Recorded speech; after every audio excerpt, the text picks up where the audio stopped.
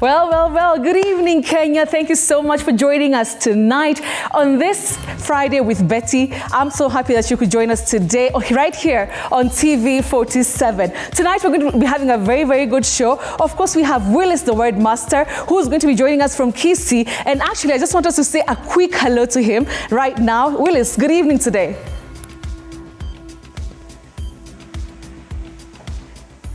Willis, can you hear me?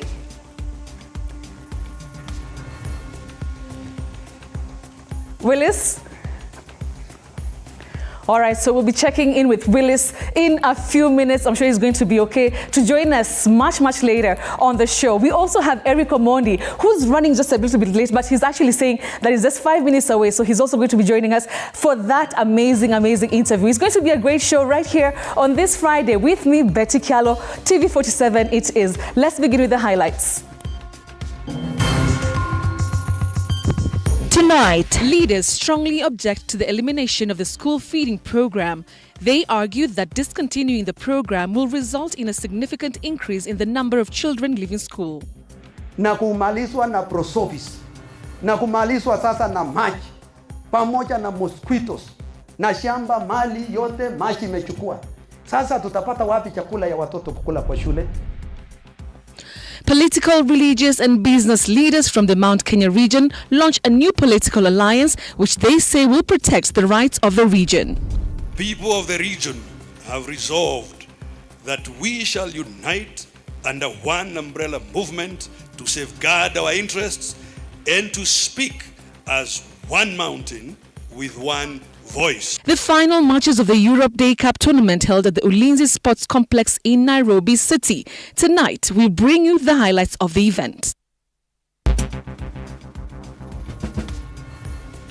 Well, thank you very much for joining us tonight. Let's begin with the news of the day. Now, the finance bill remains a hot topic in the country as public participation continues in 20 counties. Key issues that impact every Kenyan are being debated as the bill progresses towards being debated in Parliament. New taxes such as the annual tax on car owners are among the contentious points that Kenyans are actively opposing. Our reporter Kisewa Emery has the details. The Departmental Committee on Finance and National Planning held various town hall meetings where Kenyans were able to table their pressing grievances and give feedback regarding the controversial finance bill slated to finance the budget for the financial year 2024-2025. Kenyans in various parts of the country say they do not understand why the government would be adding more taxes given that they are already struggling to sustain themselves and their families. Hakuna haja ya kuongeza tax.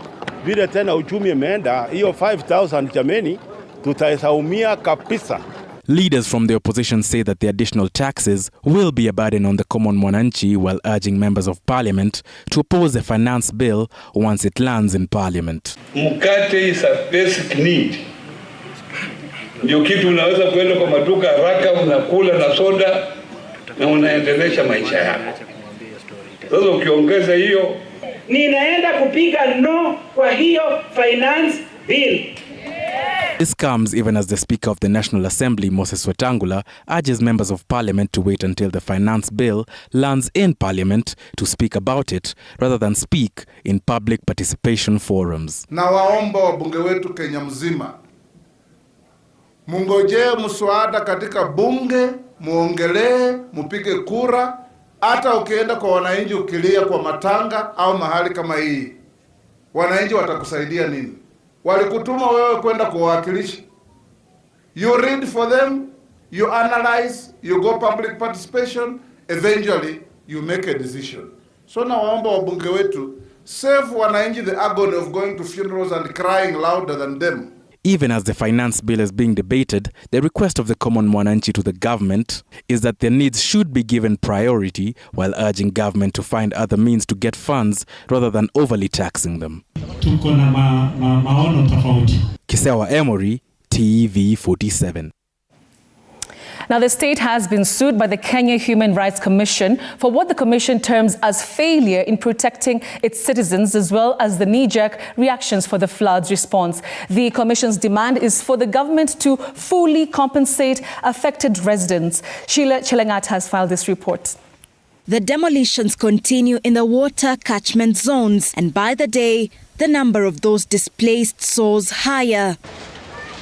All they can do is watch as places they have known as home for years tumble down. Others try to salvage the little that was spared from the wrath of the bulldozers.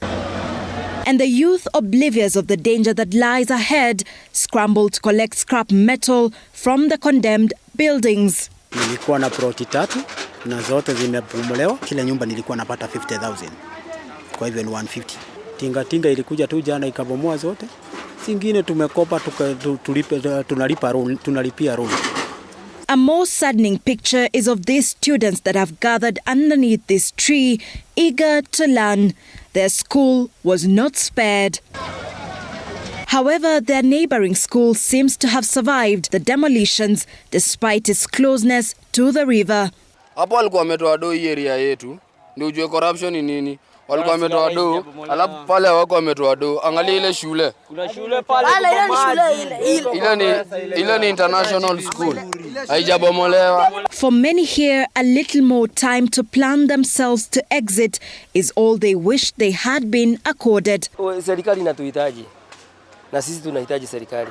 So serikali ikiamka tu asubuhi na kusema tu tunataka hivi, tutaishi aje? Angalia mwisho boundary ndio ile. Unaona? Lakini ilibomolewa. 30 meters kutoka kwa mto alikuja zaidi mpaka na juu. Nitakompensetiwa na nani? Na mimi ni mzazi. Meanwhile, the Kenya Human Rights Commission has filed an application suing the government for failing to protect its citizens. Their demand is for the state to be compelled to provide humanitarian assistance to all affected Kenyans. Sheila Chelanget for TV 47. A section of leaders from the Mount Kenya region have unveiled a Haki coalition to champion the region's interests and fight oppression. The leaders, led by Martha Karua and Jeremiah Kioni, made the resolution during the Limuru 3 meeting, which called out President William Ruto for what they said is his administrative punitive taxes that have hurt the economy of the Mount Kenya region. During the meeting, leaders urged Deputy President Rigathi Gachagua to reach out to retired President Uhuru Kenyatta, who will guide the new coalition. We are the people! In what marked the first step to unite the Mount Kenya region, the Limuru 3 meeting, led by Martha Karua and Jeremiah Kioni, among other leaders, launched the quest for the mountain by unveiling the Haki coalition to resist what they termed as oppression and champion the region's interests. People of the region have resolved that we shall unite under one umbrella movement to safeguard our interests and to speak as one mountain with one voice. We, the Kenyans, united to resist oppression, and we invite all like-minded to join this movement. President William Ruto was put on the spot for the Finance Bill 2024 and punitive taxes touching the heart of the mountain and crippling businesses, with the conference endorsing the one man, one vote, one shilling push to guide allocation of resources to the region. Deputy President Rigathi Gachagua has also backed the push. That the allocation of national resources must be equitable and guided by our one man, one vote, one shilling policy. The Kenya Kwanza regime has, by its punitive taxing policies, targeted to economically emasculate our region through its policies to tax wealth and not income. The meeting was also attended by UDA's Githongori MP Gathoni wa Mushomba, Starehe MP Amos Mwago, and Mark Mwenje of Embakasi West, inviting Deputy President Rigathi Gachagua to hold talks with Uhuru and steer the region to unity. The Haki coalition, to be guided by the retired president, is expected to field a presidential candidate in 2027 who will inherit the mantle from Uhuru. The Agikuyu Council of Elders performed a short ceremony to bless the event by blowing a horn 12 times to unite the Gema nation and reach out to their fellow elders in Embu and Meru, while the leaders kick off public forums across the region. Limuru 3 meeting was a wake-up call to the Mount Kenya region to unite, while extending an olive branch to Deputy President Rigathi Gachagua to reconcile with former President Uhuru Kenyatta ahead of the 2027 poll, when the mountain hopes to field a presidential candidate. Apul Kamau, TV47 in Limuru.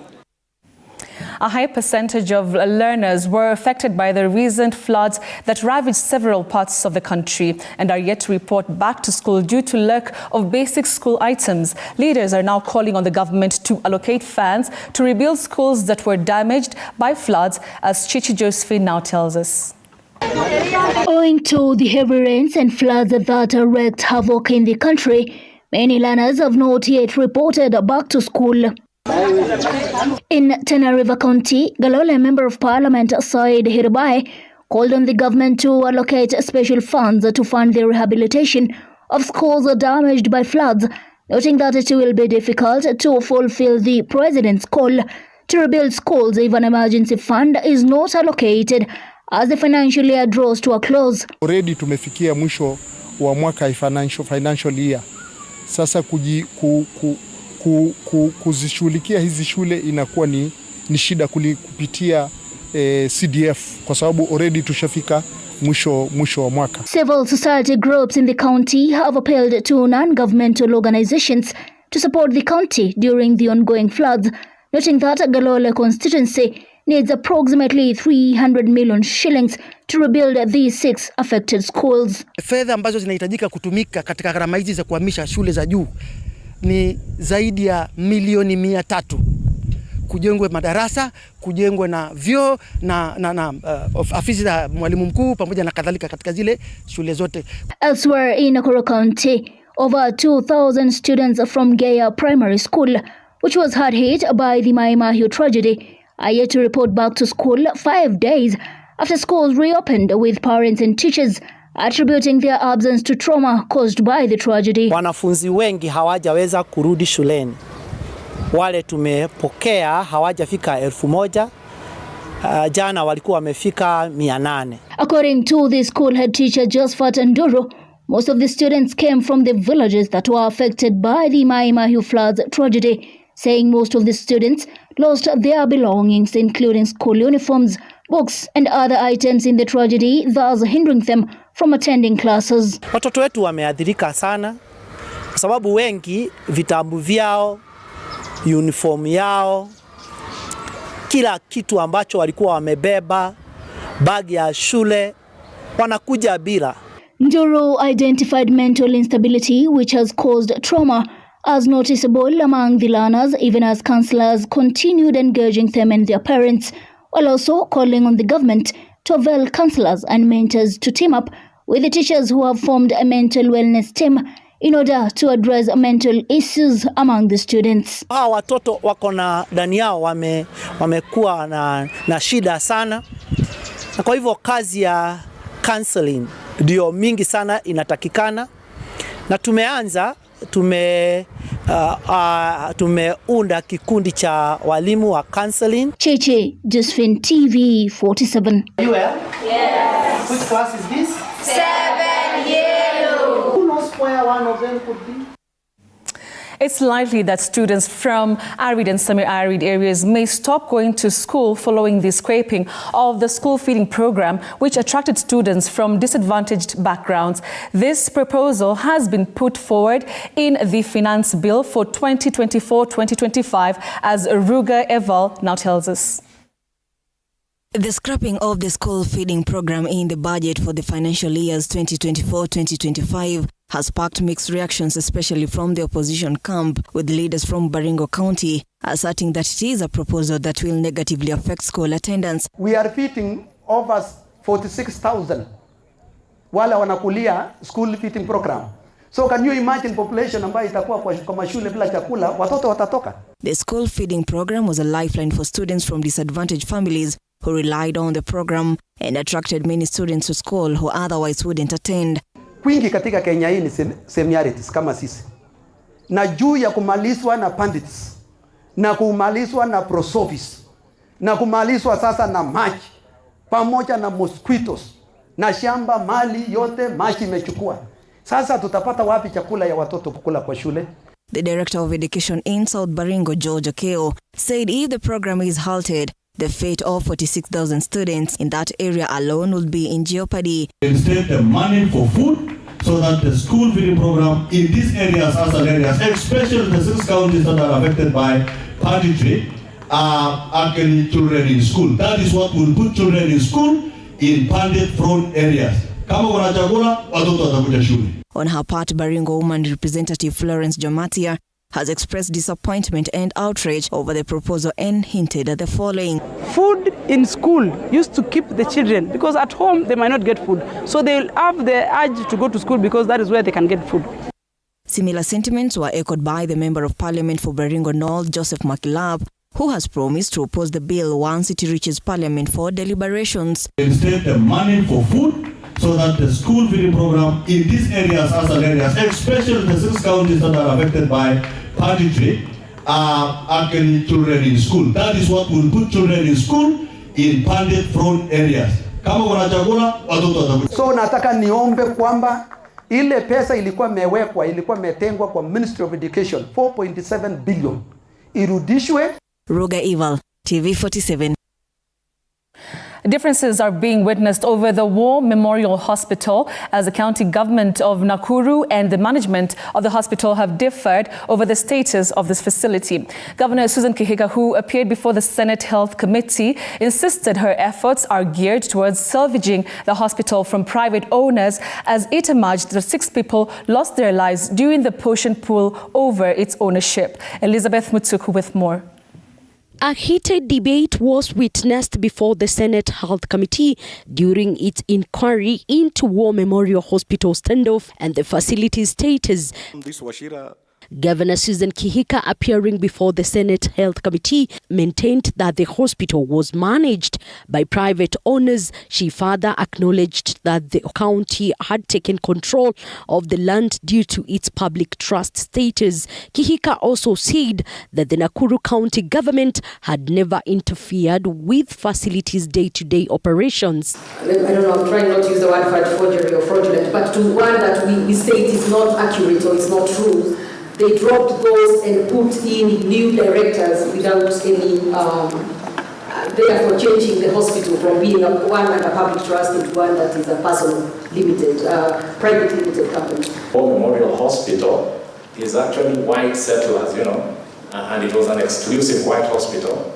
But on the said CR12, I'm seeing Dr. Mwandi Watene. Don't distort the history of medical services in this country. When you try to rely on the fact that the War Memorial Hospital was started in 1921 and that it was a whites-only hospital, please don't go there. A submission, War Memorial CEO Patricia Msila, accompanied by other directors, informed the committee that the county authorities had raided the facility twice, and since then the management had been denied access. Msila revealed to the committee that as of Thursday this week, she had been barred from entering the facility, alleging that the county operatives had taken over its operations. She also revealed the events during the confrontation that resulted in 6 fatalities. Patients who are booked for procedures. For example, we had 16 dialysis patients who were booked for the following day, and 6 surgical cases which had been booked were left without a choice. No alternatives were made. Patients were... Currently, goons are being used to block access to the hospital. There is a video evidence showing that the goons smoking some stuff inside the hospital under armed police protection. Senators led by Nakuru Senator Tabitha Karencha sought an explanation on the prolonged closure of the facility by Nakuru government before handing it over back to the management of the War Memorial Hospital. Explain the reasons for the prolonged closure of the Nakuru War Memorial Hospital and the control of the premises by the county security officials, despite the court order number 38 of 2023, stopping the county government of Nakuru from taking over. Gituko, TV47 Nairobi. Well, thank you so much for staying with us right here on this Friday with me, Betty, on TV47. So remember, Eric OMONDI is already in studio. He's finally here. We're going to be having a very interesting conversation with him in a few minutes. And also remember, Willis, the word master, is also on standby in Kisii County. He has so many words that he wants us, to talk about. And of course, if you have any words that you want us to, to talk about with him, to discuss, to know the proper pronunciations, you can just tag me. Of course, the hashtag is This Friday with Betty. That's on X. Talk to me. Let me know exactly what you'd want us to actually talk with Willis. All right, so we'll take a short commercial break. We are coming back in a few minutes. Don't go away.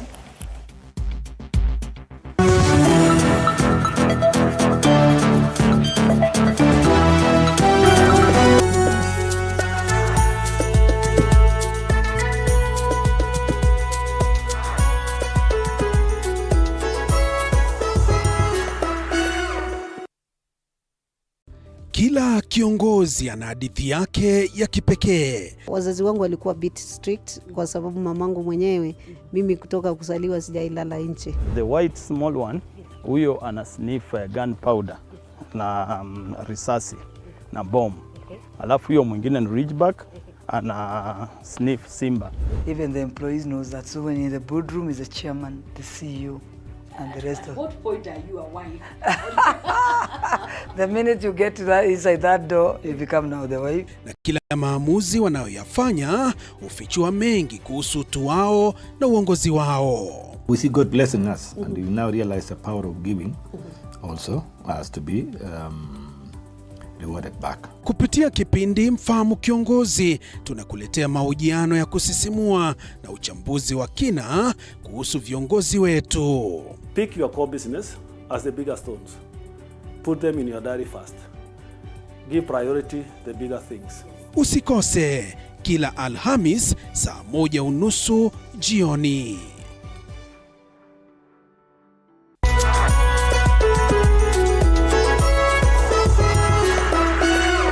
In a world where challenges are as common as opportunities, there are those who dare to defy the odds. They are the entrepreneurs.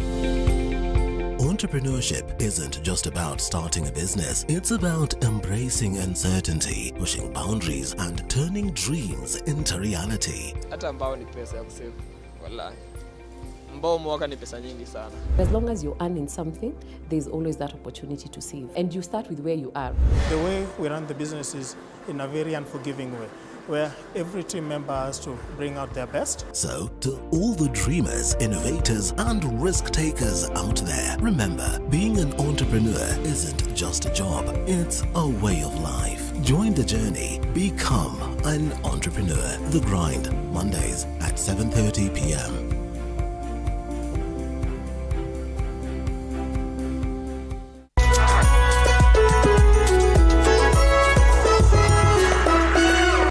Here on Beyond the Limit, we celebrate the extraordinary achievements of individuals who redefine possibilities. In a journey of resilience and determination, these individuals demonstrate that limitations are merely stepping stones to greatness.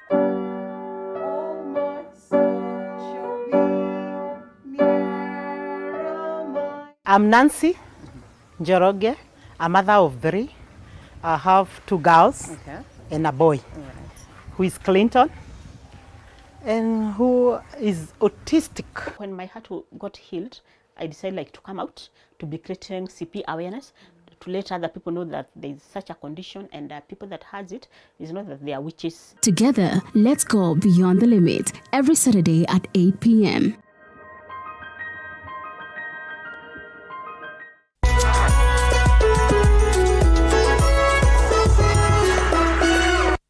Welcome to The Realtor, where we take you on an exciting journey from bare land to dream home. Step 1. Finding the perfect plot. We explore location, size, and potential. Next, construction begins. Witness the foundation being laid, walls rising, and rooms taking shape. Step 3. Electricity matters. We delve into wiring, switches, and smart home tech. Step 4. From paint choices to fixtures, it's all about aesthetics. Step 5. It's time to get the right furniture. Finally, the big day. Time to move in and create memories. Join us on the journey to making homes a reality on The Realtor, Tuesdays 6:30.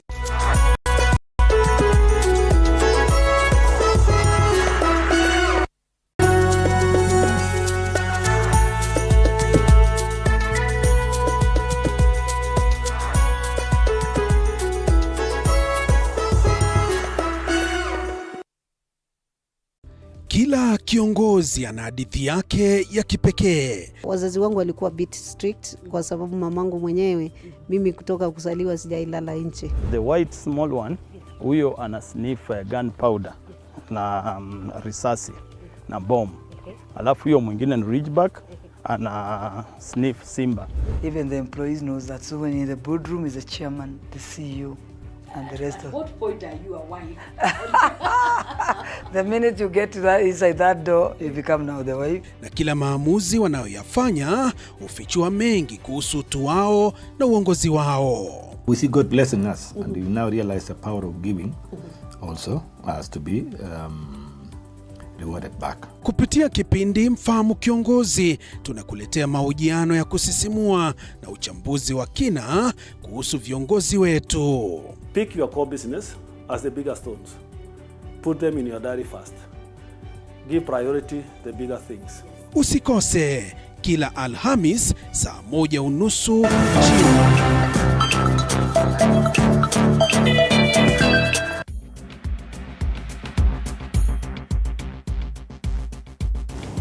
All right, thank you so much for staying with us. Welcome back. I can see a lot of interaction online. Thank you so much. I can see a lot of interaction, like I said, at X. And let's keep it going. I'll be looking at the tweets in a few moments. Going back to our news tonight, it is reprieve to a section of border operators in Kenya as members of parliament came to their rescue. Well, this follows a series of complaints that some credit companies end up frustrating them after buying motorcycles in credit purchase agreements. The Finance Committee, chaired by Molo MP Kuria Kimani, today grilled a number of the companies that have been issuing loans to the border operators.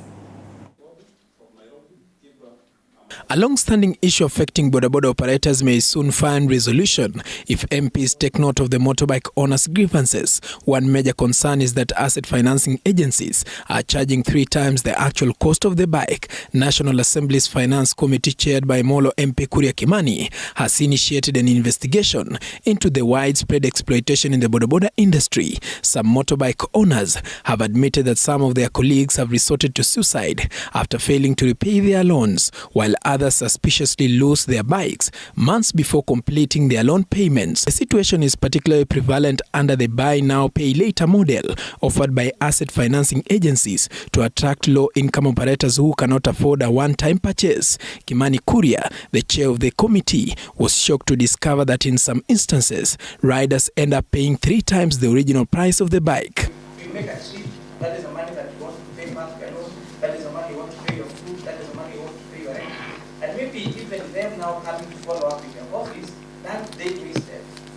That this man in the office, they will find what will my family eat. Therefore, maybe that follow up also from the customers' end will also be a problem.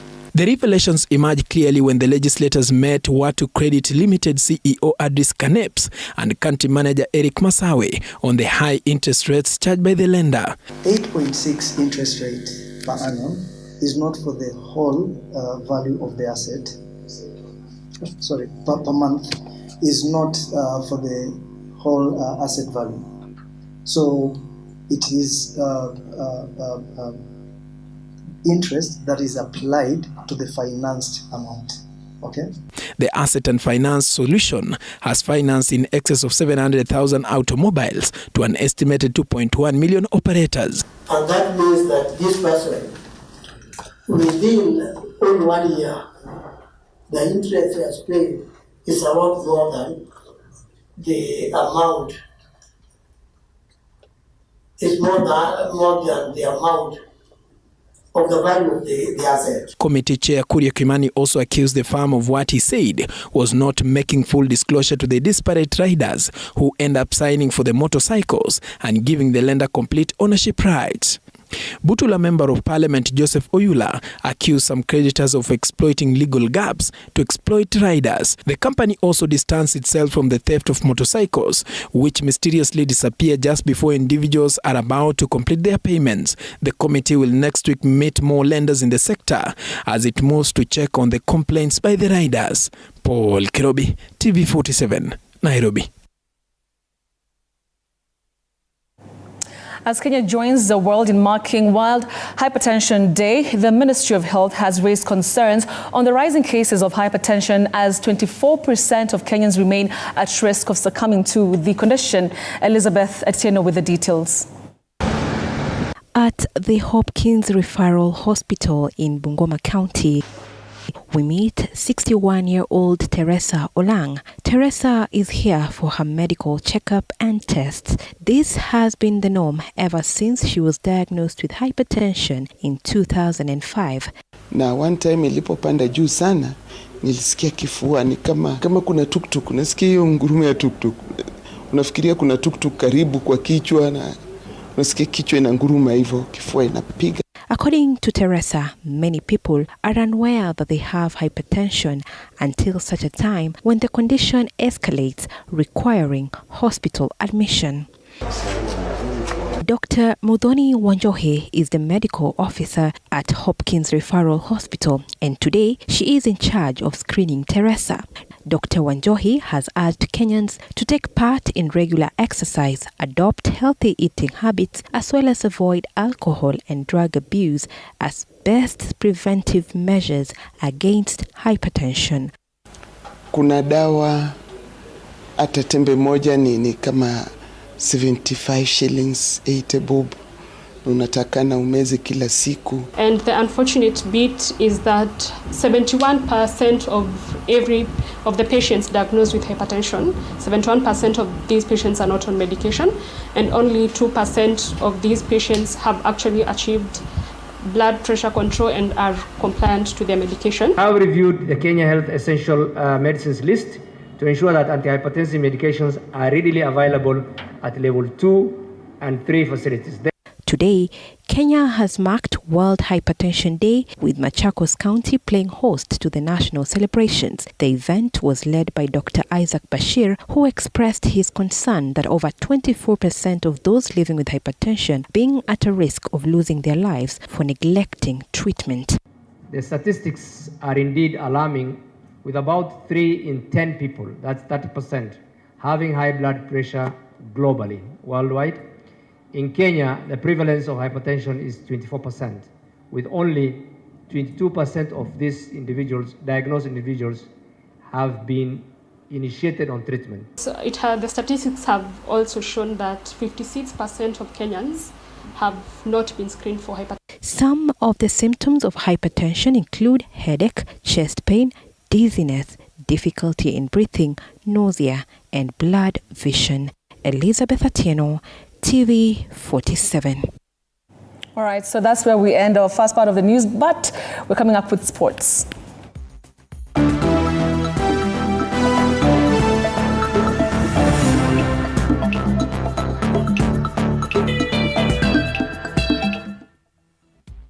Kobala girls from Homa Bay County and Highway boys from the Nairobi County are the champions of the 2024 Europe Day Kenya Football Tournament. The two teams will fly to Romania later this year for a training camp. Runners-up teams will also benefit from training by AFC Leopards FC and Gor Mahia FC. The national finals were played at Ulinzi Sports Complex in Nairobi County today. Tony Kwalanda has the action.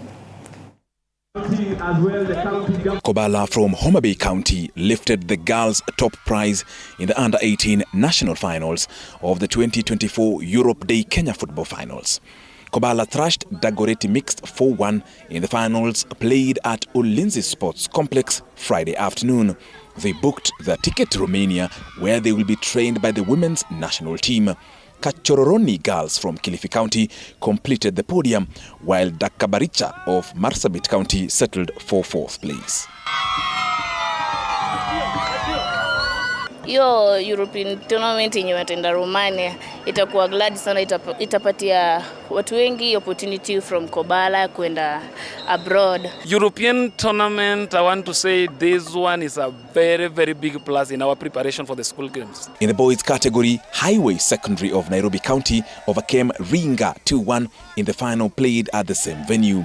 Highway also booked their flight to Romania for a training camp with the men's national team.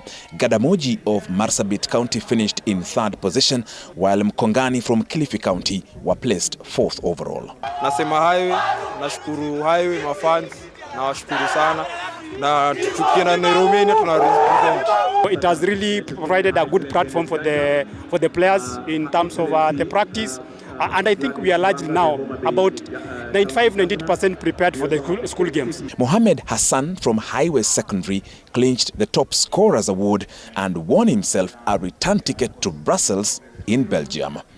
Spenda Mboya from Kobala also bagged the top scorers trophy and also booked herself a ticket to Brussels in Belgium. Scovia Award of Kobala walked away with the Best Goalkeeper Award, which was presented by the Polish ambassador to Kenya. Fans and spectators who attended the tournament at Ulinzi Sports Complex also received rewards from different heads of missions and partners. The European Union is a shining example of what effective regional integration and collaboration can achieve in addressing regional and global challenges and propelling development. It was the inaugural competition which attracted 64 teams from 4 counties. Tony Kwalanda, TV47 Sports.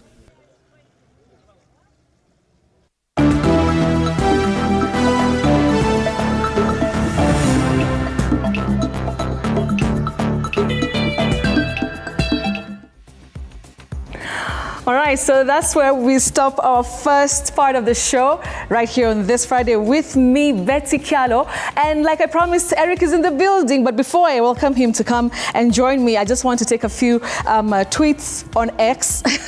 Happy to see you back on TV. Thank you so much. I can see also here, Gadhu was Skylink Olkalao. You're saying, watching from Olkalao Town, Nyandarua County. Thank you so much for that. So let me just take this opportunity to welcome Baba Kaila. Yes. Yeah, hey. How are you? Pause. Chunga mfupa. How are you doing? Oh, you look really good. You look good. Thank you so much. Welcome back. You've not changed. No, piga cut leo. Yani, I can see the... Kwa nimechelewa. Salasi aliweka pressure. Pressure ilikuwa hapa. Karibu nilete flowers. Ziko wapi flowers? Sasa Mama Kaila. Oh, yeah, Eileen. Sorry. Salasi ana mtu. Salasi ana mtu. Tuende mtu. Nimeona pale watu online wanasema lakini anyway. Tutaongea. Well, acha maneno mingi. It's good to see you. Good to see you. How are you doing? I'm so happy to be. Kaila akwaje? Sawa. Anatambaa. She's so beautiful. She's very beautiful. I never knew. Actually, even me, I didn't. Lucy looks like me. Actually, I didn't think you na good genes like that. But ni lean. Mtoto anafanana but ni mrembo. Kwa hivyo ni mrembo pia. All right, so we'll take a break. Remember, we also have Willis, the word master. Yes. Do you say Eric or Eric? Eric. So we'll be joining. Of course, we're going to be having this conversation. Eric, I want us to have a sit down over there. We'll take a short commercial break, but we'll be back with Eric Omondi.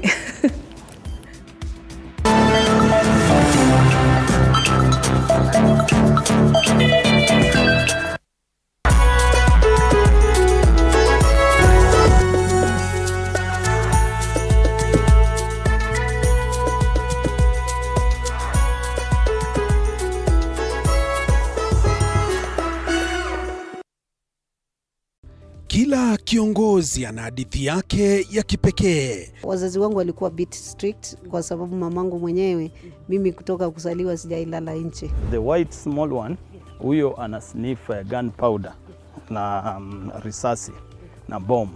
Alafu huyo mwingine ni ridgeback ana sniff simba. Even the employees knows that. So when in the boardroom is the chairman, the CEO, and the rest of. What point are you a wife? The minute you get to that inside that door, you become now the wife. Na kila maamuzi wanayoyafanya hufichua mengi kuhusu utu wao na uongozi wao. We see God blessing us, and we now realize the power of giving also has to be rewarded back. Kupitia kipindi Mfahamu Kiongozi, tunakuletea mahojiano ya kusisimua na uchambuzi wa kina kuhusu viongozi wetu. Pick your core business as the bigger stones. Put them in your diary first. Give priority the bigger things. Usikose kila Alhamis saa 1:30 jioni.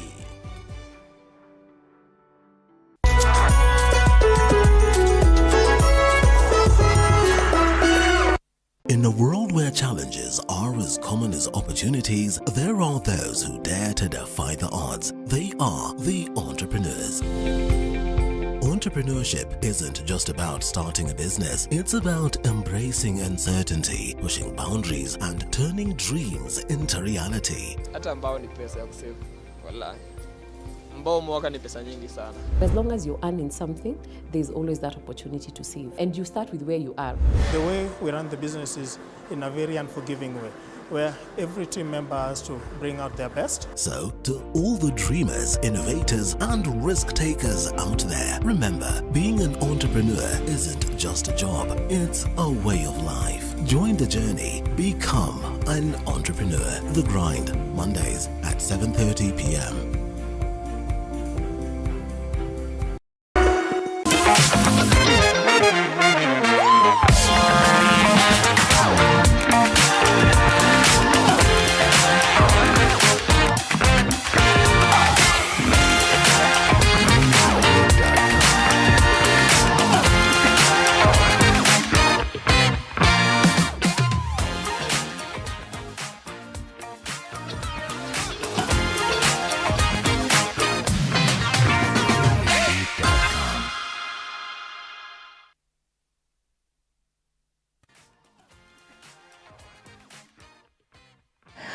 All right, and welcome back. Thank you so much for staying with us. So I just want to talk to Willis. Willis, are you there? I'm right here, Betty. Nice to see you, looking good in blue. It's like yourself and Eric, you know, it's like you planned something. Looking good, ravishing, dashing. How are you doing?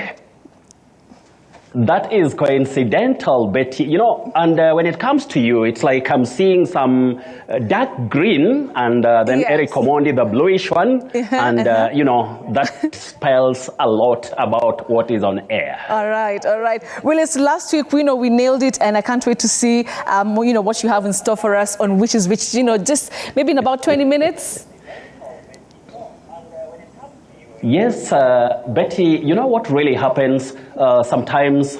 It's a question of, you know, getting to know what Kenyans really love, because, you know, Kenyans love nice and thoroughly done things, just like what you are known for, Betty. Thank you so much. Willis Ochieng is going to be joining us from Kisii County in a short while. So you can also just tell me which words you'd want us to discuss with him. But before we get to that, let's talk to Eric OMONDI. How are you doing? I'm fine, my dear. How are you doing? Bado una create content. Yeah, I'm always creating content. Always. And your content is so interesting. It's, yani, I love how you know handle these brands. Yes. So unalipwa vizuri. Inalipa vizuri. Usidanganye. Sio kama zile siku za Mzee Juang au ndio freedom fighters wetu. Nikianza entertainment nilikuwa nalipwa na my first. How much was it? Not money. Nalipwa na soda. Weacha. Soda na mkate. My soda na mchele. My first show was at the showground in Kisumu. Kitambo nikiwa form 3. Yeah. Kwa tunalipwa na soda na lunch basically. Okay. Yes. But sasa saizi unalipwa kama mangapi? Kama net worth yako ni kama sasa kama how much saizi? Saizi siwezi kudanganya Betty. Lazima pia turudishe shukrani kwa Mungu. I think I can comfortably live on what I make. Na Kaila asome na aende, yeah? Ata aende majuu. Aende majuu. Kwa hivyo unalipwa poa. Utaki kutuambia how much you're worth? Kiari. Eric, it's so good to see you. You know, the last time we were on air in another place, you know. Yes. And we used to match. We used to match, mpaka tunavaa uniform. Yes. Nakumbuka hizo siku. But now we are here. You know, I've been seeing a lot of the things that you've been doing online. Unafanya team sisi kwa sisi. Team sisi kwa sisi. So we'll talk about so many different things, but I want us to start from there. Actually, I was just on your profile on Instagram, the latest post, you know, just talking about how things are not okay. Yes. So how did you decide to come up with this thing? So first of all, I have, this is how I decided to come up with it.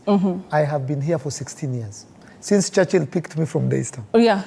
It's been 16 years, 2008 to 2024. When you say you've been here for 16 years, like in Nairobi? No, in the limelight, okay, making money yes. and making Kenyans laugh. And over the 16 years, I noticed that I've just been taking and I have a show, OMONDI and team, stadium tour. People are buying my, you know, people are getting me to do the adverts for them. So I noticed late last year that I've never even visited a children's home. For the 16 years? Yes. No way. I've never done anything. It's so shameful. Nimejoma. Yani ungeniuliza, wewe ufanya CSR, mnatanga CSR? CSR. Ama charity? Hakuna. Hata moja. So you've never visited a children's home for 16 years? Anything for anyone. Okay, okay. So I said, right now I think you're number 2, I'm number 3. I'm the most followed. I should be number 2. Number 2. But you know, uko na audience ya Tanzania. Tanzania hapo ndo nimekushindia. So you're number 2. Or number 2. I'm the most followed Kenyan. Nikasema, it's been 16 years. I've made people laugh. I've made some money. What can I do to give back? Then I thought, I can use my page to help Kenyans. And then at that particular time, kilikuwa kinaramba wa Kenya. In the time ile time ya finance bill 2024, mafuta ilikuwa huko kwa roof, unga iko huko kwa clouds, kila kitu. Na skari iko kwa jua na stima hata iko Kenya. Ati stima haiko Kenya. Liko kwa Mars. So nikaingiana nikasema I'll use my voice and my pages to be the voice of the voiceless. And to speak for those who cannot speak. And then nikaanza. At first ulifikiria maybe like Kenyans like really come out and contribute. Were you like nervous? I was nervous. You were nervous? The first thing I did is I went to parliament with a group of, this is a bit funny. I took like 25, no, there were 35 bouncers. Tukajipaka mafuta. Nakumbuka. You know, people thought, so people thought it was being symbolic. I didn't want to be arrested. So we went there and that was the first act. Because I wanted to use my voice and also use my platform. Yes. So kufika parliament, nilikuwa na watu tumesema vijana musilali. Lale. Then the police were like, tokeni hapa. Lakatutoki. Mpaka musikishe unga. Betty, one tear gas. Ilikuwa pap. Betty, I don't know where those guys went to. Walikutoka. So I was like, pap, nikafanya hivi. Kufungua macho nikaona polisi. Nakaya, ni watu mguu zao kwa kona. Polisi walikuwa wawili. Walikuwa chapo. Wale chapo, polisi wawili. Onsa 35. So walikuwa expect terrorist kutoka sema, "Wewe msimshike." So you know when you hear that pop, so inakushtua, so you're like, you know. So it was like 4 seconds. I'm like, so kurudi na nikone, wewe shua. Now police wakikushika, like are they friendly? Because they're friendly. Extremely friendly. Wako like, wewe tunakupenda. Wewe ta comedy hapa sasa. You know, the policeman became my friend. I was arrested 7 times. It's like you actually enjoy it. You know, because I want to big up the central police station officers. Because even sometimes people are saying at ni kipindi umepanga na police, because they were smiling. Because they understood that jamaa. The first time they were like in the comedy, the second time like anapigania wa Kenya, the third time like Eriko pia unatupatia kazi mingi. Ndio imewanga sasa tumetumwa tukushike tena. So that time my message got home. Ilifika, but the police were very kind. Hata nakumbuka siku moja, the last time they arrested me, they're like, sasa, mpatie pingu. Wewe vaa hiyo kitu bwana. Vaa hiyo kitu. Umechoka na wewe. Umechoka na mimi. So now from that time, now crossing over to now what you're doing now on social media, you felt guilty? Yes. So then, I realized every time I went demonstrating, And as I told you, demonstrations za baba zilikuwa the whole day. Yeah. From 6 to 6. Nijua alikuwa namtoa. Wanaenda huku Embakasi nini. The whole day. Demonstration ilikuwa moja ilikuwa 2 minutes. Ama 2 seconds. Ilikuwa ni pap, kup, dani. So I noticed I was not helping so much. Then now I started Sisi kwa Sisi. Okay. And Sisi kwa Sisi is very, as the name suggests, it's Kenyans for Kenyans. For it's Kenyans. us for us. Yes, yes. So we pick one case. One Kenyan who is in dire need. Yes, yes. And then we rally. Yeah. We send 1 bob, 2 bob. And so far tumesaidia watu 68. Wow, 60. How much have you raised? Do you know like how much? Yes, I know. Yes. So far we've raised over 72 million. What? 72 million? In 7 months. My goodness. What in the story, Gani, you felt like this is it. I was watching, a lot of the things you do. Agnes, the child who needed a wheelchair. Yes. That story was so devastating. You're able to help the mom and everything. Yes. Which story stood out for you? The story that, the saddest or the one that stood out? I mean, I think the one that you really felt like... The one that I felt. That you really felt. The felt. one that I felt was baby Paiden. Baby Paiden was a 7-month-old baby who was at Kenyatta National Hospital. By the time they called me, I rushed to Kenyatta Hospital, and the kid was crying non-stop for 4 hours that I was there. Apparently, the kid was crying even before I got there, the night before. And I asked, what's the problem here? They told me there's a particular type of painkiller that awana. So ile painkiller wamemwekea sasa body hata imekataa. And then I asked, kwa nini hawajafanyia operation? Wakasema hakuna dawa. And that's why I got really mad. Hatuna dawa aje. And it's basic. Nika kusema ati kuna Panadol. So nikachukua mtoi tunakimbia sasa Nairobi West. Because I called Mata, I called MP Shah, then I called Nairobi West. I was like, mlete sahi.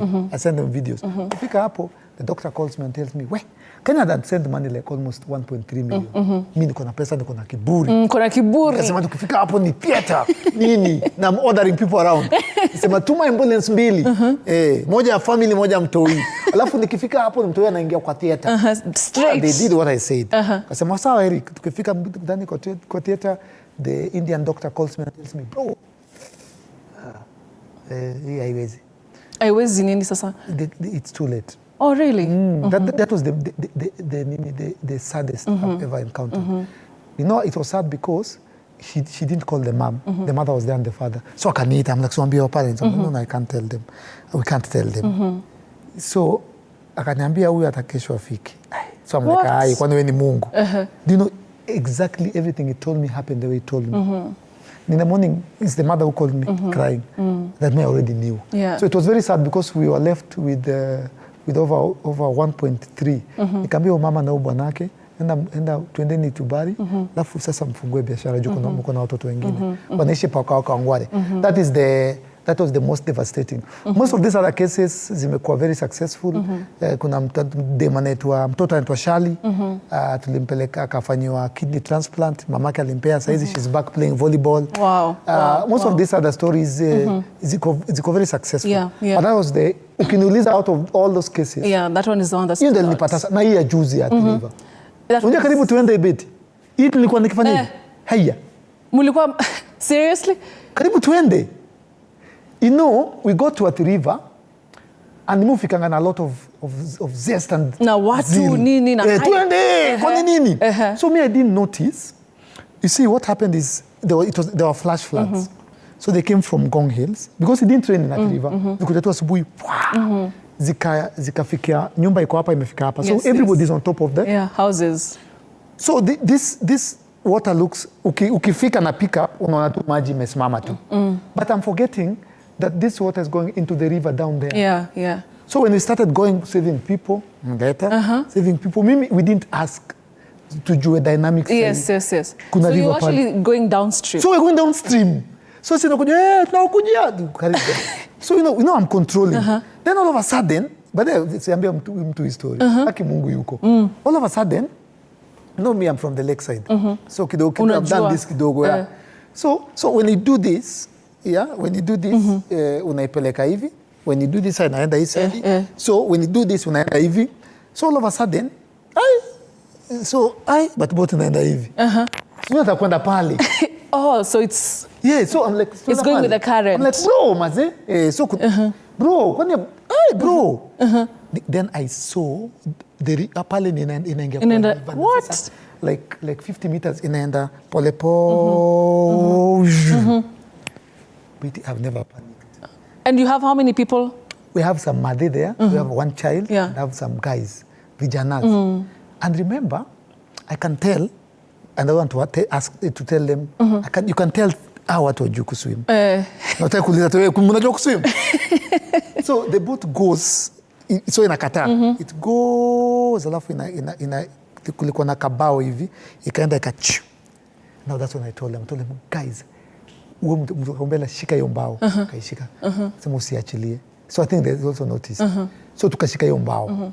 So one guy went down because kwa hiyo mbao it's like a fence. I don't know what it was. Yeah. So ako nje ameshika, si tunavuruta anashika, a guy could swim.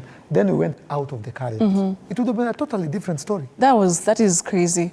My goodness. But we rescued 34 people. Yeah. And the boat, the ark iko wapi? Sasa let me tell guys. So Leo, I wanted to bring the ark to 47. This is the biggest show. Of course. In Kenya. Of course. So I asked myself, hiyo ark lazima ifike hapa. I sent a trailer iko DStv. Iko pale DStv. So it was to come out here. Yes. I wanted to show hapo. Kweli. Yeah. But sasa ilikuwa it's too big, it's too heavy. Wanaibu kuweka kwa trailer, kubeba kuweka hapa. But it's almost done. Okay. When it's done, you'll be the first person to come and do a feature. I'll come and do a feature. Yes. Okay. So let me ask you as we finish about Team Sisi kwa Sisi. How many more people will you help? And do you foresee a time that you'll get tired of doing this? No. Yeah. And so we're going to help every person possible because Kenyans are on their own. Kenyans are totally on their own. Clearly, you don't even need to, we tuko peke yetu. But us being on our own, as I captioned there, is a good thing because it makes us realize, wait, so tukikuja pamoja tunaweza changa na tupeleke beti America na asome ama nini ama so Sisi kwa Sisi has made Kenyans realize that despite our hardships and this us being on ourselves, we can actually come together and forge forward. So we are not stopping. Yeah. In fact, we have not begun. We've just been warming up. We are going to structure Sisi kwa Sisi in such a way that it's going to help millions and millions of Kenyans. We are going to build schools. Is there a political inclination to this, like a political ambition? There's a lot of political inclination. So you're doing this to, not at really. some point, to get into politics? Not really, not me. To soften kidogo. Hapana, not me. Tusemenye Eric alitusaidia. Hapana. Kwa hivyo sasa tumdunge hiyo kura. Hapana, tumchape hiyo kura. No, I'm saying there's a lot of political inclination to this because Kenya is a political nation. Yes. All the problems that we have are politically created.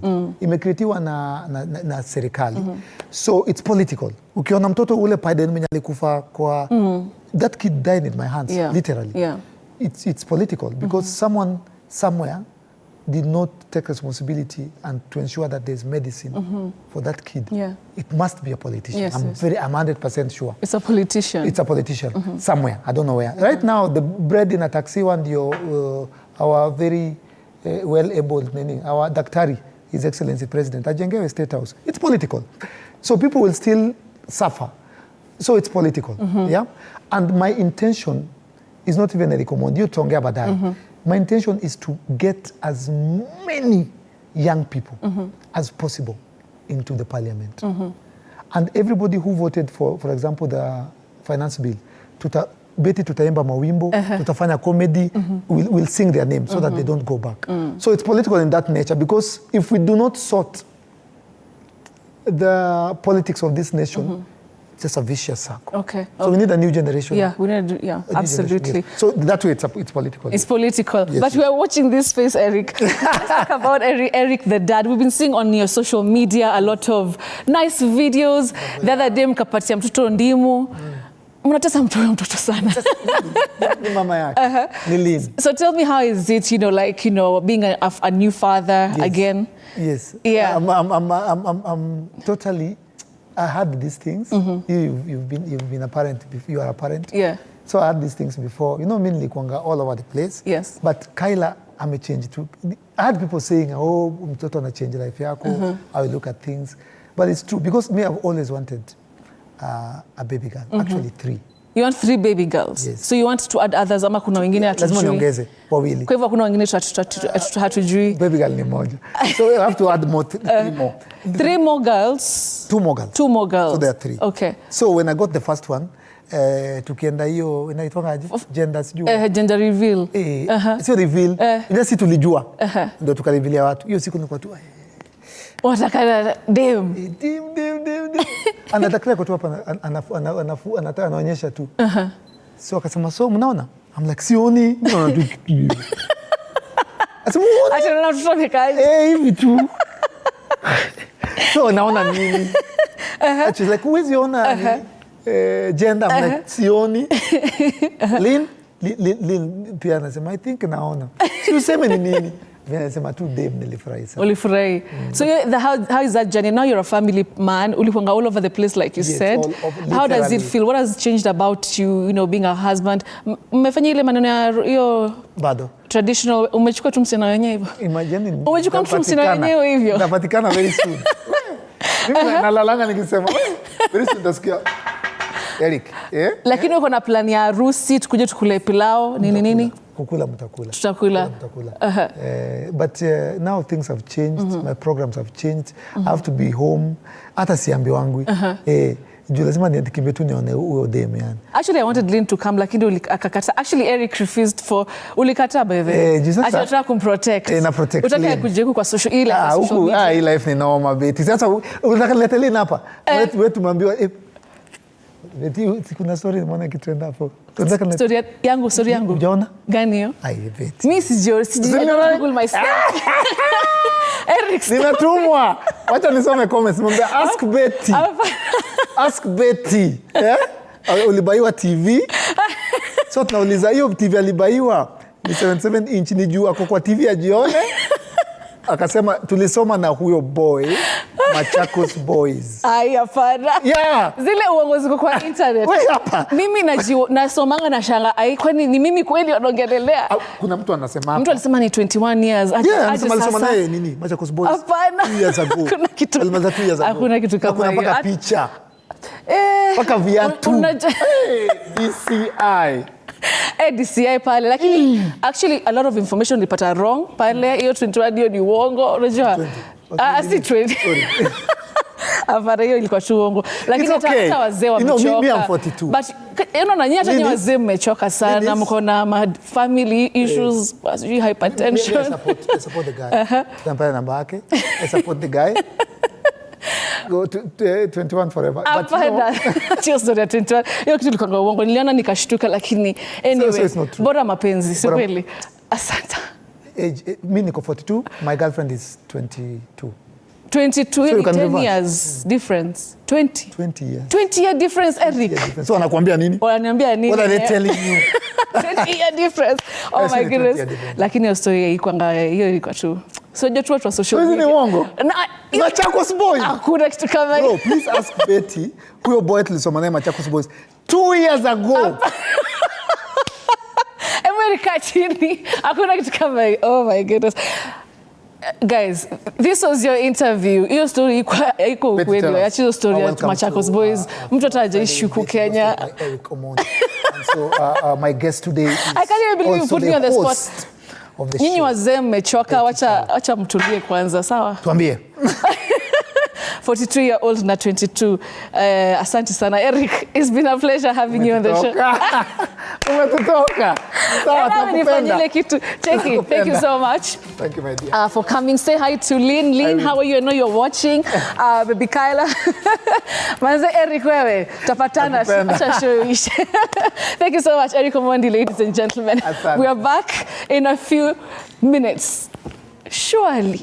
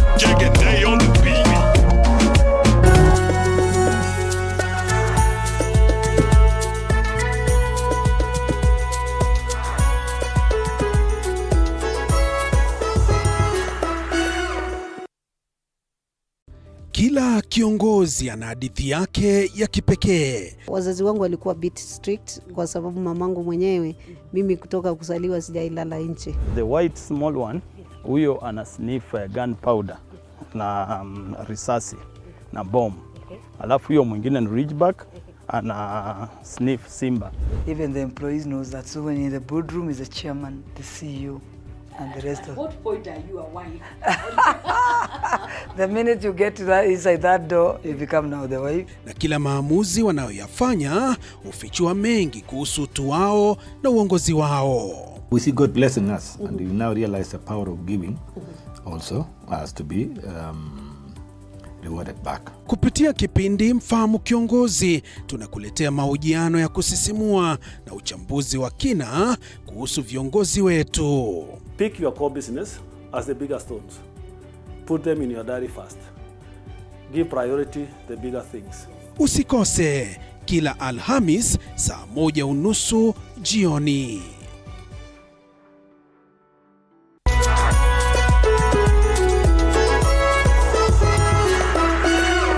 In a world where challenges are as common as opportunities, there are those who dare to defy the odds. They are the entrepreneurs.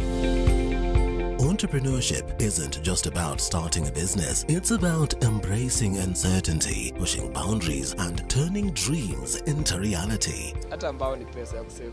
Wallahi. Ambao mwaka ni pesa nyingi sana. As long as you're earning something, there's always that opportunity to save. And you start with where you are.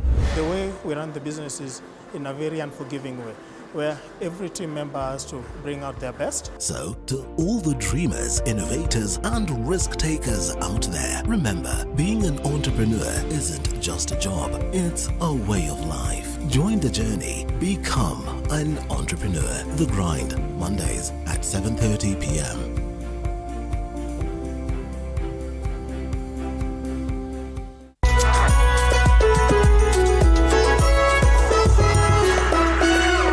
Here on Beyond the Limit, we celebrate the extraordinary achievements of individuals who redefine possibilities. In a journey of resilience and determination, these individuals demonstrate that limitations are merely stepping stones to greatness.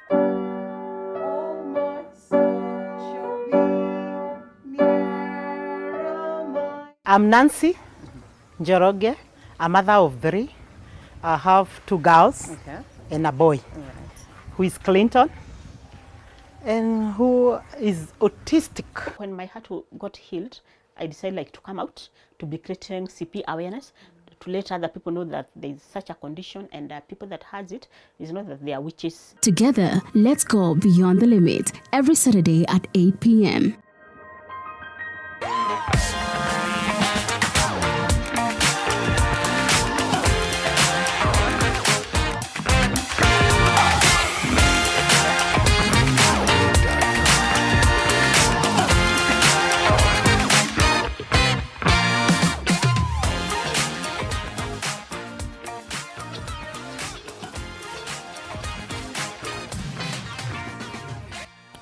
All right, welcome back to This Friday with me, Betty Kialo. Thank you so much. That interview, I can see the comments. There's some I will not read because of what Eric just asked. But Peter Walker, you're saying, loving the show, tune in from Mombasa.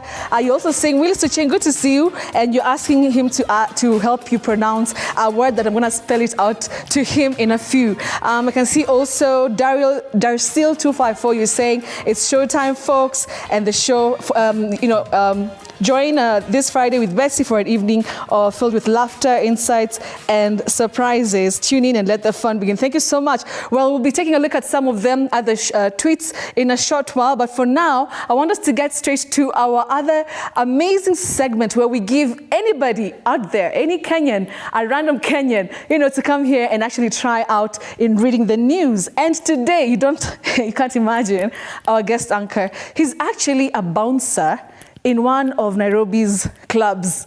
Imagine that. Upepo Runda. Upepo Runda. Himself. A boy handsome woman away. Allah. Kijana Runda. Amango kona pesa, bago kona pesa. Niko na Betty Kialo live. Kiamburu. Luku ni hatari, luku si kasuku. Luku si kasuku. Luku ni hatari. Hebu kuja hapa tuone haraka vile unakaa hiyo. Luku umechapa. Luku ni hatari. Sijaona mtu akisoma news na hii luku kama yako, lakini leo tutapatia hiyo opportunity ya kupiga luku fresh. Luku ni hatari. Kiatu inaitwa Nike Tavas. Iko na watu 3 peke yake. Mimi Mike Sonko na Babu Owino. Noma. Kabisa upepo runda. So hebu jeans ni Amiri. Jeans ni Amiri, you guys. Na chain imetoka Italy 925. Hii si ya wasanii wa Kenya. Na kuna silver tooth nini. Mambo yangu ni ya Italy. So leo uko job, uko kwa club leo? Leo niko club nikitoka hapa. Haya. Basi tuone kama unaweza soma news Luku iko sawa, Luku iko sawa. Hiyo jina upepo runda ilitoka wapi? Upepo runda kuna jamaa fulani anaitwa Diman Mkari. Alikuwa host club fulani hapo Mombasa Road. Diman Mkari ndo altumenta nini akakamnezo majina. Na tukachukua na ikaweza. Sasa wasema wale mabouncer wengine kuna kuangalia pale hivyo mazee upepo runda ako TV47. Haya sawa, unataka kujaribu kutusomea news. Lakini sikuwa kizungu mingi juu nikisoma kizungu sana kesho sitaweza kuongea. Okay sawa, unaiona vizuri? Naiona. Haya. Twende kazi upepo runda. Introduce. Upepo runda, kijana wa runda. Hatari. Luku si kasuku. The Kenya Women's Under 17 national team, junior starlets, are in deep preparation for the second leg of their FIFA Under 17 Women's World Cup qualifier against Ethiopia. After a hard-fought a 0-0 draw in the first leg at the Abebe Bekila Stadium in Addis Ababa, the team has stepped up their training regime this week. Ahead of the second leg slated for Sunday, May 19, 2024, at 3 p.m. at the Ulinzi Sports Complex. The winner of this match will proceed to the 4th and final round and will face Burundi.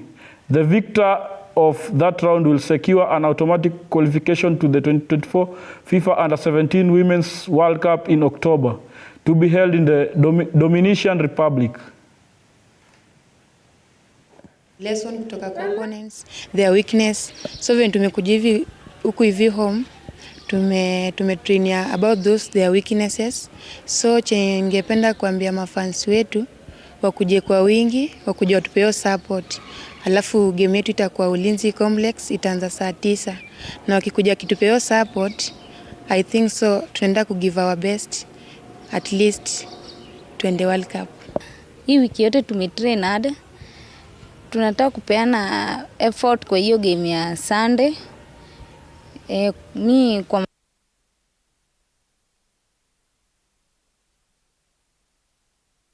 Okay, that was actually really good. I don't know what you guys thought. You should talk to me on our hashtag. Let me know how do you think you performed? Out of 10, I think 8.5. And the confidence, by the way, I think yo nini career yako yo ya ubouncer unafaa kuweka kando hapo hivi ukuja hapa TV47 upate show manze. Bana itaweza mbaya. Itaweza. Mbaya. Toka kwa mawe hapo mtaa. Haya basi ongea na Wakenya. What else parting shot yako ni aje? Parting shot? Okay, parting yani kitu ile ya mwisho na wataka kuambia wase. Yani ile kumalizia yani. Kumalizia. Kitu ile ya mwisho naweza ambia wase tujitume. Sio kila saa tulilie gava, tujitume. Kujituma tu. Haya. So ukiingia job leo unatoka saa ngapi? Nikiingia job leo nimeingia saa hii, nitatoka kesho saa 6. No, kama umesimama tu the whole day. Kama nimesimama, lakini natembea. Naweza big up hiyo. Manze. Naweza big up. Hawajalipa advertising manze. But I'm sure if you go to the place where Lavington, tupatane tu Lavington. Lavi hapo hivyo. Okay, sawa. Alafu ukitaka merchandise kama hizi maluku safi, kuna Dre collection ama Zied shoes. Kuja hapa mbele. Mimi uplagiwa na watu wa majuu. Kuna Dre collection ama Zied shoes. Okay, sawa. Mmesikia kama matukio luku kama vile amepiga polite. Sasa nafaa security juu nikitoka hapo nje utasikia hey handsome. Ndakuwa nikitegwa mzee. Wewe upepo imetoshaenda job. Mtu ende job sawa. Thank you so much. All right guys, it's now time for Willis the Word Master.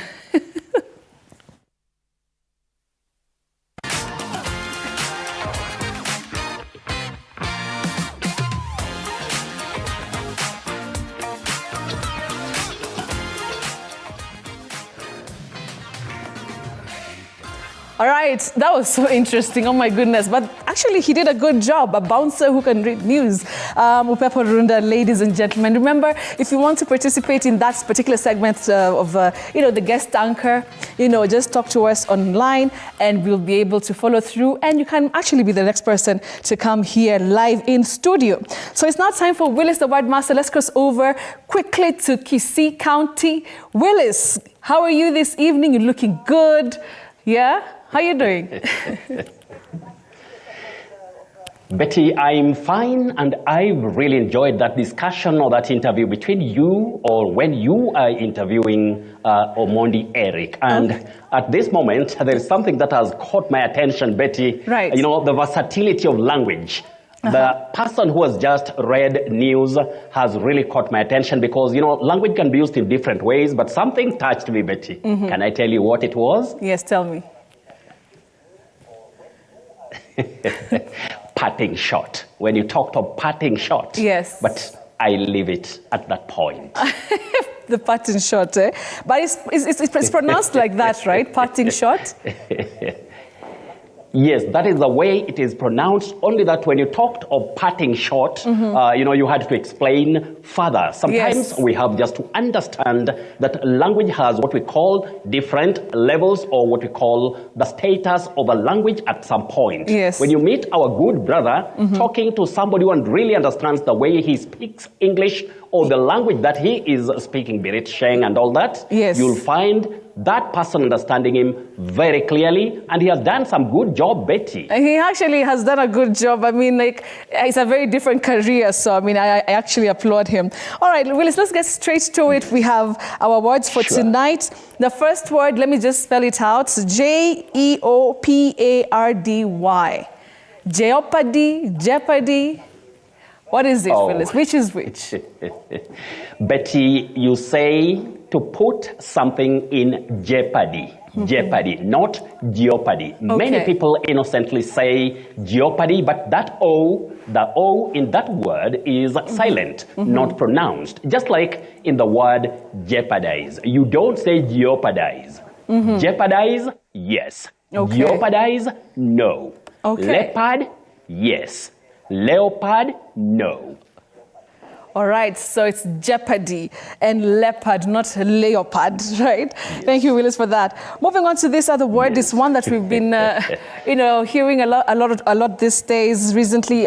Drought or drought? Which is which, Willis? The most common mispronunciation locally is drought. Drought, many people find themselves saying that, but that is wrong. That word has what we call the diphthong, ow, ow. That is a glide on two vowel sounds. You say drought, drought, not drought. Not drought. Okay. Willis, every time you mention that word diphthong, it's so, it's an interesting word. So it's a combination of two what? Two letters to make a sound. Two vowel sounds. We are talking that one when you are talking technically. We have cases like when you say my, you realize you have I. So the glide on those two vowel sounds is called a diphthong, but can also be called diphthong. That is in phonetics, Betty. Okay, there you go, the English master. All right, moving on to this other word, Willis. S-A-C-H-E-T. That one is a difficult one, I'm telling you. Oh, that one is from French, Betty, and we have the CH in that word, which functions as a digraph. Betty, a digraph is a combination of two letters representing one sound, and this one takes the sound sh, sh. You don't say sachet. Get me, Omo, sachet. No. You say sachet. Sachet. The T is silent. Sachet. Sachet. All right, got it, Willis. This other one, requisite. How do we go about that? Betty, can I share with you something just on a light note? Yes, kindly. Can you pronounce the word opposite as opposite? Is it possible? No, that sounds wrong. I think it should be opposite. Right? Don't tell me I'm wrong. Opposite. Now, this word, you Yes. say requisite. You are right. It's opposite. Okay. So what I wanted people to know, well, we have the word sight, sight. But in this word, the S-I-T-E takes the sounding zit, just like in the word opposite. That is why I asked you to pronounce that word. So this one, you say requisite. Requisite. Just like prerequisite, not Okay. prerequisite. Okay. All right. Got it, Willis. Thank you for that. Yes. Moving on to this one. I think this one should You're be welcome. easy. Is it embody? Embody? Is there any way to pronounce it differently? That is a very tricky word, Betty. That is a very tricky one, because what we see in terms of the spelling, or what we call the orthographical, system, Right. that is the spelling system, we see embody, embody. So many people innocently say embody, but that is not the way to pronounce that verb. Yes. You say embody, to embody, embody. Just like you say, yes, embody. Then we also say embalm, not embalm. Okay. Embark, not embark. Okay. Embezzle, not embezzle. Betty, I can give you so many examples. Wow. Actually, I did not know about the embark. I think I was saying it wrong my whole life because I would say embark on a journey. So it's actually embark. Interesting. Many people say that. Many people say that, Betty. Yes. You must have heard, even sometimes. Betty, there is something I want to share with those who love good English. Okay. There are certain pronunciations that we use locally just because that is what we have grown up hearing without getting proper guidance. But we could do better if our education systems had a way of laying enough emphasis on pronunciation, just like in grammar and when we talk about vocabulary. But whichever way, now that we have that chance on TV 47, people can learn.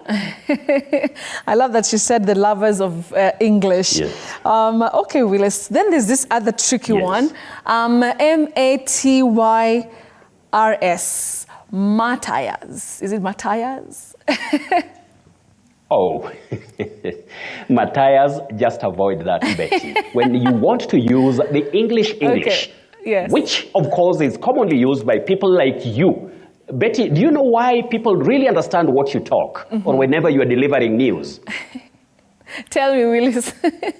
It's because of the way you pronounce words correctly. In fact, largely, you have a very, very, very nice or very, very captivating command of the standard English. Now, the pronunciations will also make people to understand what you are talking. That is why most Kenyan presenters in English, they do some great job. But Betty, where you are, it's on another level. Willis. Well, thank you so much. You're so kind, So Willis. this word, you say, you're welcome. But this word, you say, matters. Matters, just like Ugandan matters, not Matthias and not martyrs. Then you say martyrdom. Okay. Got you, Willis. There's also a word that I've seen on our feed on X. I can't remember the name, but the person was asking about this word, C-A-C-H-E. Is it cash, cachet? What do you say about that? Oh, Betty, locally, even in serious communication, you must have heard people talking of arms cachet, weapons cachet, which is wrong. That word is pronounced cash, just like money. Cash. So such words are called homophones. Different spellings and meanings, same pronunciation. And I think that word has been asked by one Peter Walker of Mombasa. I've also just seen it from the other side.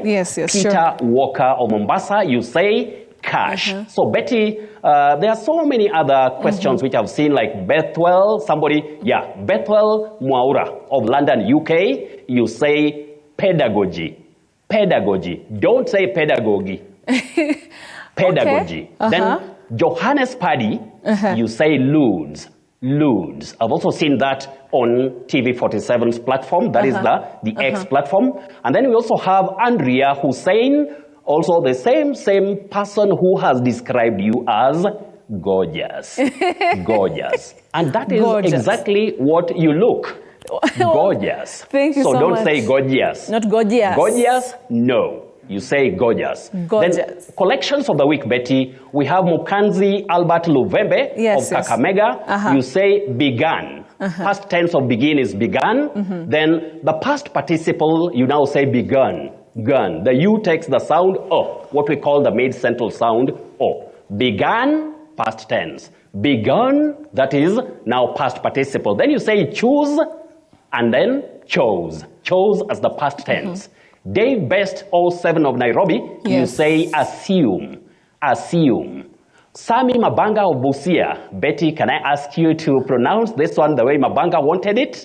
Please. We have mchungaji. Mchungaji. Do we say shepherd or shepherd? Mchungaji. I think it should be shepherd. It's that shepherd.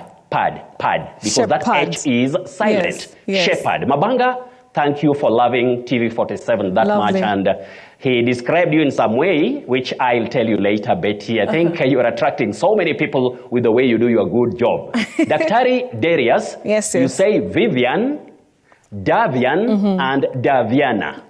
Prince Braylon Sam Omwenga of Kisii.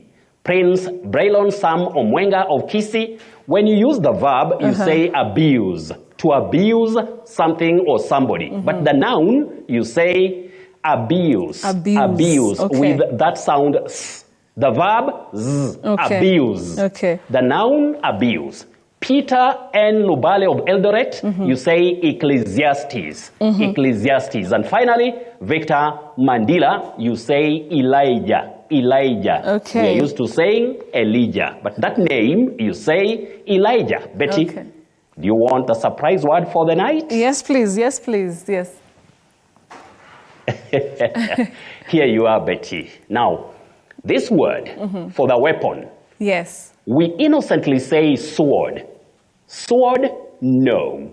The W in this word is silent, just like in the word answer. Betty, do we say answer? No.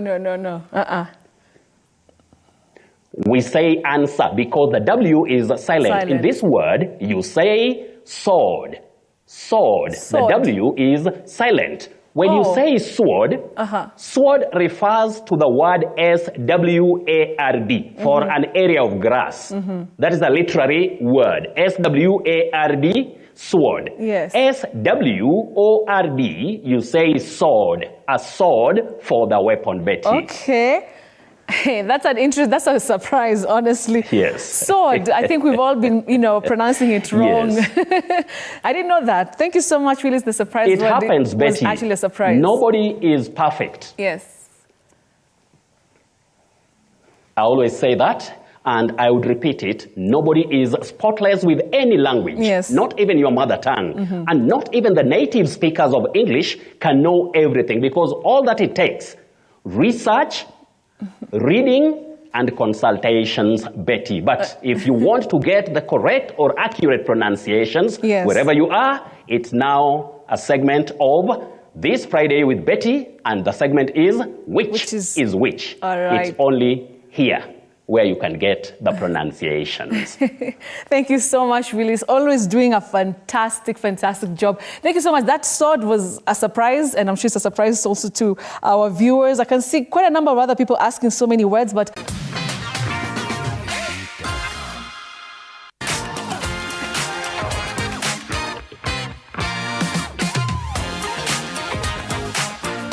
All right, ladies and gentlemen, thank you so much for watching the show tonight. It was a great pleasure hosting Eric. I can see a number of tweets, people saying, man of the people. Thank you so much for that. I can also see Sophie BBG, you're saying, tonight, this Friday with Betty has been awesome. Hadi Nimelearn a new meaning of the word drought. I mean, that is really good. Thank you so much for that.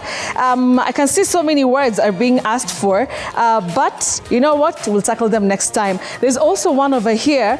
I don't know why the word parting shot, the parting shot is actually has got so many people, people's attention. Can see, okay, that's okay. There's one here saying Moise Bridge, ex-Gallen, well tuned in.